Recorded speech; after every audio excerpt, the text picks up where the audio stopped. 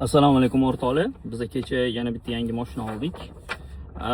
Xo'p, hozir shuni registratsiyadan o'tkazishga DMVga kelganmiz. Xo'p, 2012-yil qora plus 87 ming yurgan. Uni allaqachon e'lon qilib bo'ldik Telegram kanallarimizda.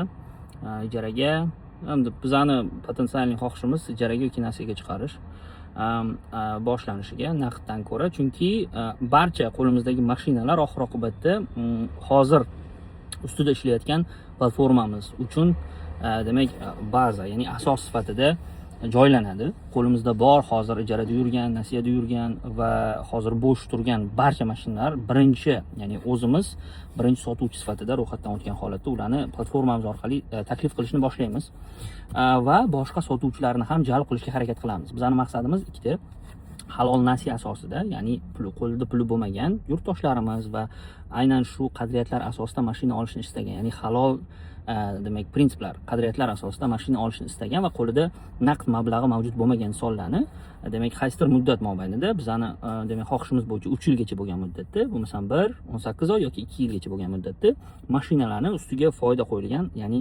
o'zgarmas foyda qo'yilgan holatda, vaqtga bog'langan holatda sotish va demak bir tomonga, ya'ni puli yo'q bo'lgan mashina olishni istaganlar uchun bu demak mashina olib demak o'z balki oilasi uchun ishlatishga, balki ishi uchun ishlatishga yaxshi yordam bo'ladi va foizli kreditga aralashishlariga majbur bo'lmaydi.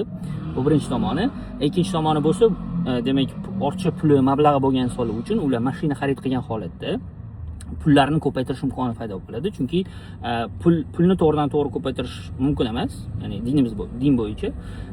O'shani hisobidan biz o'rtaga mahsulot qo'shamiz va ayni shu mahsulot hisobidan demak pulingiz vaqt mobaynida o'sish imkoniyati paydo bo'ladi. Va oxir oqibatda biza demak sizga, agar sizda shunaqa xohish bo'ladigan bo'lsa, diler maqomini shaxsiy bir kishi sifatida boshlaysiz va oxir oqibatda dilerlik litsenziyasi olishingizga ham ko'maklashadigan demak bir qism konsalting xizmatimiz paydo bo'ladi oxir oqibatda.